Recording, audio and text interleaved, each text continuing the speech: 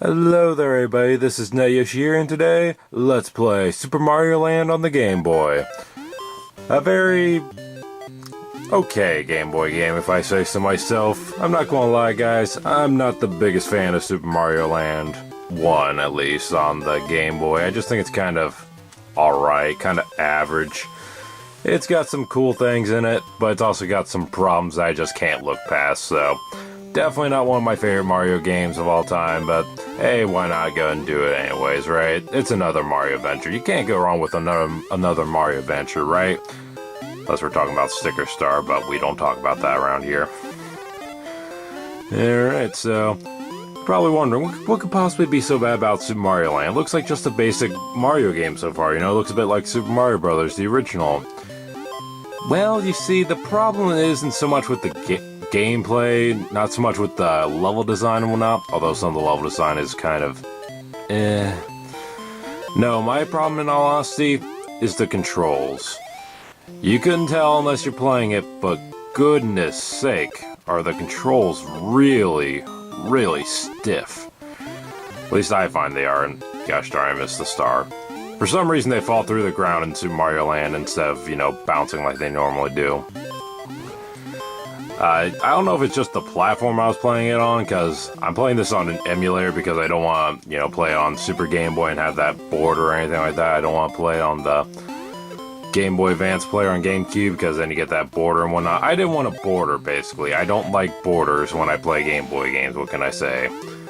So, that's the reason for that, and I don't know if it's just the Wii remote or what, but goodness sake, the controls are just so stiff. Like, I could literally hold the D-pad to the right for like a half a second and Mario would not move right away when I'm jumping and stuff like that. It's very hard to explain, very weird.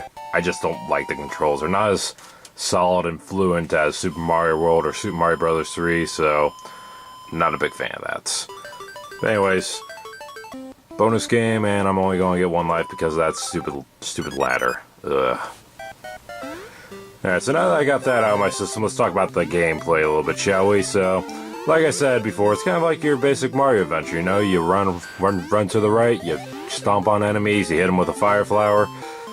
But there are definitely some differences, as you can see there with the fire flower.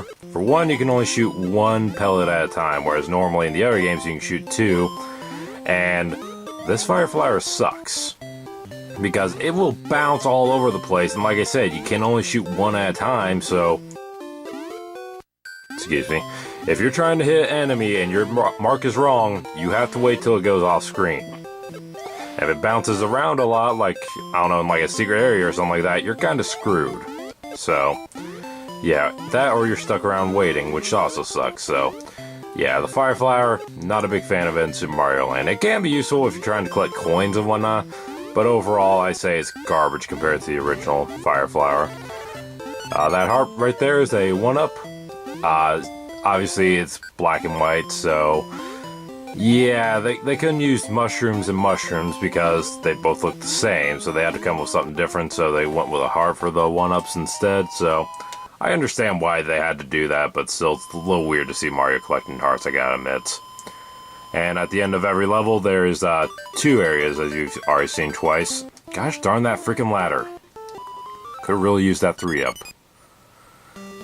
Anyways, as I was saying, there's three areas. The top area will take you to the bonus game that I've shown off twice now. The bottom area will give you nothing. And you see, this is what I'm talking about with the fire flower. All I want to do is kill this piranha plant, but because I missed, it kept bouncing around, and it's just like, come on, just go away. So, the fire flower is not too good at taking out enemies, unfortunately. And it's the only power-up other than the mushroom, which obviously just makes it grow bigger, so it's good to give you an extra hit, but that's it. So, not a whole lot as far as power-ups go in this game, unfortunately, which kind of sucks. Again, got him that time. See, again, it bounces around a lot, and I don't like that, personally. Yeah, another thing that I personally ain't a huge fan of, this game has some very odd world designs. Like, this first one seems pretty normal for a Mario game and whatnot, but later on, we'll be getting a very strange one in World 3 and a well, maybe not too strange, but a different one, World 4. It's just kind of strange. I mean, I know this, I don't believe this is the Mushroom Kingdom. I believe it's Sahara or something like that. The Kingdom of Sahara, if I recall correctly. I don't have the instruction manual or anything like that, so I'm just going off of memory here. Maybe I should have looked it up on Wikipedia. I don't know. So, yeah, it is a different area of the Mushroom Kingdom, or not the Mushroom Kingdom all, I'm not sure. And we're not even going to be saving Princess Peach. No, we're going to be saving someone new. Well, new for the time anyway. She's not new anymore, but she was for the time. And I gotta say, it's weird looking back and finding out that this was her debut game, because I had no idea back when I was a kid. I didn't have Super Mario Land growing up as a kid. I rented Super Mario Land 2 once when I was a kid from Blockbuster, but that was my only experience with the Super Mario Land series, unfortunately. I didn't get to play too many Mario games on the Game Boy at first. Went until Game Boy Advance when I started to get more into them, so yeah. In fact, my first exposure to Super Mario Bros. 2 was actually Super Mario Advance on the Game Boy Advance. Alright. Careful of those platforms because they drop when you step on them, and I do believe the first boss is right over here. No, not quite. Almost there. There we go. And it is a giant, how's it pronounced? Sphinx or something like that? Oh boy. That was hard. Not at all. Not with the Fire Flower. If you don't have the Fire Flower, you gotta go for the plunger over here to drop him down. Kinda like Bowser, but I had the Fire Flower, so pretty easy to take down. So that was World 1. And over here, hello. Thank you, Mario. Oh, Daisy. What? That's right, guys. We're going to be going after Princess Daisy in this game, not Princess Peach. So, that's kind of interesting, I guess. Darn it, I don't want the Fire Flower. I already have one. Alright, so now we move on to World 2, which is kind of like the water world of the game. That automatically means it's the worst, right? Because I obviously don't like water worlds. No, actually, I'd say World 3 is the worst, personally. World 2, despite being a water world, does not actually have you swimming in the water, so that's pretty good. I must say that. I do like that right off the bat, you know. Thank you for not making me swim underwater, Super Mario Land 1. I'm not sure if you had to swim in Super Mario Land 2, though. I never got that far. I only played it when I was a kid, and I've been wanting to play it again, but just haven't got around to it. Got so many games on my gotta play list right now. Even more now that I'm doing, you know, Let's Plays and whatnot again, so, yeah. Yeah, screw those coins, I don't need them. I don't need them, I got 6 lives, that ought to be plenty to beat the game, right? Yeah, one thing that's weird about these bonefish things, you can jump on them, but you can't hit them with your Fire Flower. I just find that kind of weird. It's kind of like the dry bones in Super Mario World and Super Mario Bros. 3, where you can jump on them, but you can't take them out any other way. And there's a star, which has a fantastic theme, by the way. I love the music that plays when you get the star. That's one good thing I will say about Super Mario Land. It does have some pretty good music, I must admit. I do like the star theme. I like the first world theme. I like this world's theme. World 3, I don't think has too much as far as original music. It might. I can't remember off the top of my head. It's been about a week since I played this. I have a very short memory. And World 4 has definitely the best theme in my game. I can't wait to show that one off, but yeah. Anyways, get up there, and bonus game time. Maybe this time I'll actually get something good. Please. I deserve it. I deserve it, gosh darn it. Give me something good. Come on. Yes. Alright. Re-up. Sweet. What the heck's with the alien ship? That's weird. Anyways, moving on. So, like I was saying, World 2 is definitely not the worst. World 3 is my least favorite, personally, but World 4, I will admit, is quite challenging as well. Basically, World 1's not it's kind of like the tutorial level, and then after that, you're pretty much just going to start dying constantly, I find. At least I do. I'm not good at this game. Let me just say that now. So yeah, there's an example of how the Fire Flower can actually be useful in some parts, but still, for the most part, I'd much prefer the original where you can fire 2 fireballs on screen at a time rather than just one and have it bounce all over the place. So I don't know why they changed that. I'm pretty sure it wasn't a limitation because I'm pretty sure they fixed it in Super Mario Land 2, but again, I haven't played that in a very long time. Alright, let's see if I can get over here and get this guy. Ah, crap. That's no good. There. Ah, he got me. Gosh darn it. Anyways, moving on.